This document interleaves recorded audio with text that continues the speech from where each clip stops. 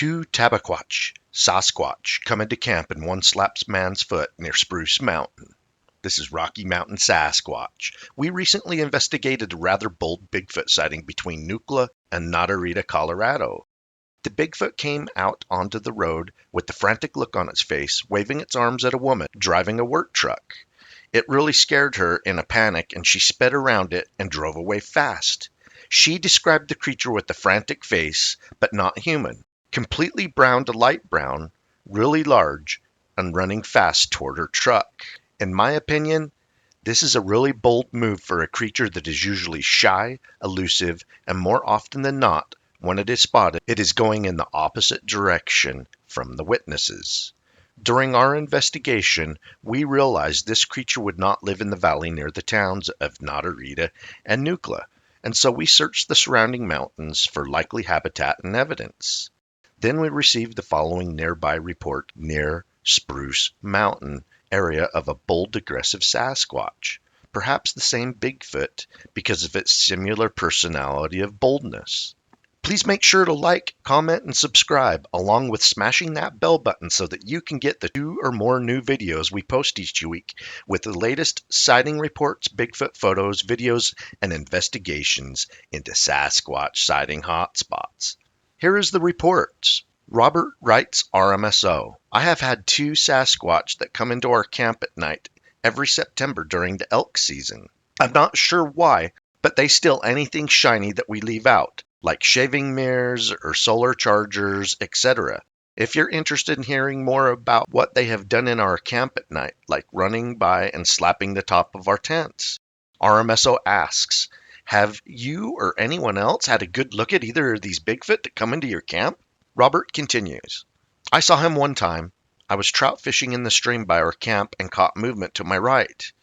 When I turned to look, he pulled his head back behind a spruce tree he was watching me from. I wasn't sure what I was looking at, so I walked over to the tree. When I looked to the right, he was walking up a trail headed toward a small grove of aspens. He didn't even flinch when I walked around the spruce tree. He looked like he couldn't have cared less that I was behind him. I watched him for a couple of seconds before he dropped down on all fours and kind of sideways galloped up the hill another 30 yards or so. Then he stood up and turned around and looked right at me. I know I'm probably going to lose you on this part, but if I hadn't seen his body, I would have said he was Aborigine from the look on his face. Later that night, I was trying to sleep and had to stretch out my leg. As soon as I pressed my foot against the tent fabric, something slapped the hell out of it and ran off making a sound. It sounded exactly like Larry from the Three Stooges' whoop, whoop, whoop, whoop, whoop sound, so we officially named it Curly. It's in the deep canyon off of Divide Road in the Uncompahgre National Forest. Even the locals don't go down in there. It's so steep. If you're ever in the area, I could drop you a pin on Google Maps to show you where it's at. RMSO responds, there are a lot of reports about them going on all fours. We have tracked them dropping down on hands or knuckles while they travel in steep areas. Yes, it would be great to get a Google Map pin. How tall was it when it was standing? How tall was it on all fours? Your best estimate. What about the width at the shoulders? What about the color? Robert continues, I'll be honest. I was so busy saying, holy crap, I wasn't even thinking about looking at the details of it. I will say it was jet black, and by jet black I mean shiny like a mink's coat. I would guess at the height of it, but I remember thinking to myself, holy crap, they're taller than the stories I've heard. Other than the face, the only thing that really stood out was the build of it. It wasn't some hulking, muscular beast. It was built like the wrestler Bill Goldberg, but really tall. It had a really wide back with a narrow waist and was more slender from the waist down. Like I said, it lasted for a couple of seconds and it was gone, so I really didn't have time to process it all. I hope you enjoyed Robert's report. Our team really enjoys searching for Bigfoot in beautiful, colorful Colorado, especially because of the plethora of Bigfoot sightings in the state. Colorado boasts the most reported Sasquatch sightings in the entire Rocky Mountains, including Canada. Perhaps these creatures, known as ridgewalkers by many native tribes, love the high elevations that this state has to offer, along with the abundant resources a large mammal would need to survive. Keep on watching. we're going to keep on squatching. I found some Bigfoot tracks nearby. I found a string of them, and they were, you know, kind of suggestive, and I'm just like, I don't know, maybe it's an illusion. Then I found a really nice one that's 18 inches in long that I'm gonna come over and film for you guys. This is an 18-inch long track that I found over here. It could have made this yesterday while it was raining and it was soft, or last night afterwards, but this thing is just huge. Let me get a better angle on it for you guys so my shadow's not going across it. You can see, and this is my monopod I'm using as a pointer stick. You can see where the toes come across all the way over here, and then it runs all the way back here, and you can see where it's still moist right here. It doesn't curve right there, it curves a little bit further back. I've got the tape set up where it's actually curving. It's a sunshiny day today, so the mud and water's starting to dry up, but the hill's touching the shadow of my monopod right there. This thing is just ginormous, 18 inches long. At the widest part right here where it starts getting up towards the toes, it's about 7 inches wide there. And where it starts to curve at the back towards the hill area, I measured that, and that was 6 inches. So this thing's just ginormous.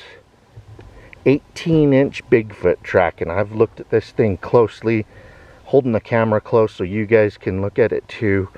And I was finding other Bigfoot tracks off in the grass and stuff that way. They just weren't enough for me to make a big deal out of. But this one's a big dealio right there. I will take you guys off in the trees that way and show you where I found a giant bear track. And even if that giant bear was double stepping, it would not have been able to make this dimensions wide or long. We'll go take a look at it. Yeah, the bear track's over this way. And it's a big bear. One thing I've noticed is a lot of places, most of the places that you have Bigfoot sightings, the bears are there too. So they're after the same stuff. They share the same habitat. So it's not surprising to find bear track within 100 yards or so of Bigfoot tracks. And I've been finding a lot of strawberry vines up here. There were strawberries early in the season. Yeah, right here below me. There's a strawberry vine right there.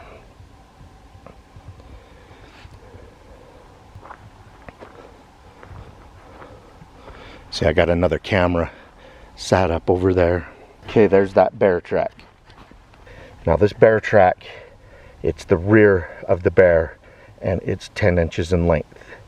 And that's a damn good size for a black bear. And that's all that's supposed to be in the state of Colorado. However, I personally believe there are some grizzly bears here. But that's a bear track. Okay, if it was double stepping, if the rear is 10, the front will be 5 or 6. And double stepping perfectly from hill to toe, that would make it 15 to 16 inches long. It wouldn't make it 18. Width on that one is 6. Double stepping rear to front does not make the track wider, so you're not going to get the 7 or more inches width at the top.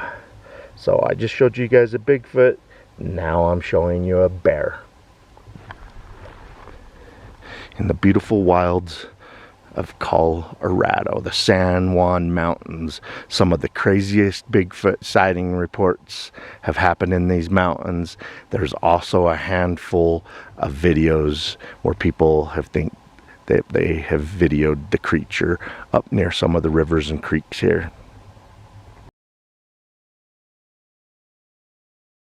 Up near where we're camping in the San Juan Mountains, Jenny found some raspberries that are all ripe. Can you see that one right in there? Ooh, they're pokey.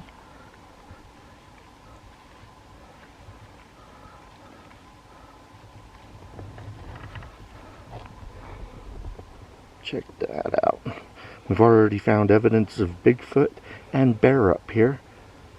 We also found some huckleberries. But yeah, there's a ton of these up here. Ton! Oh, there's fresh ones all over. Yeah, I had one and it's tasting nice. It's starting to get really cold at night up here, making all the berries sweet.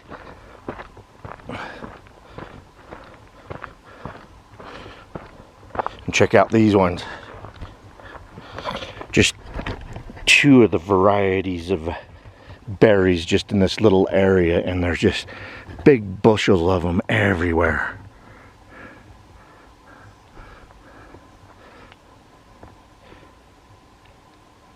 Yeah, when I'm up in a Bigfoot sighting hotspot like the San Juan Mountains, I want to know why the creature would be here. I'm sure there's 1,000 whys, and this is just two of them. What an amazing place to search for Bigfoot, with the most Sasquatch sightings reported in all of the Rocky Mountains.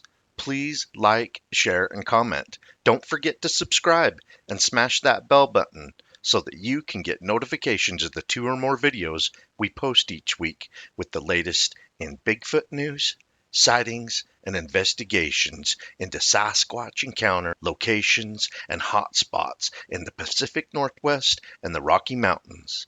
Keep on watching. We're going to keep on squatching.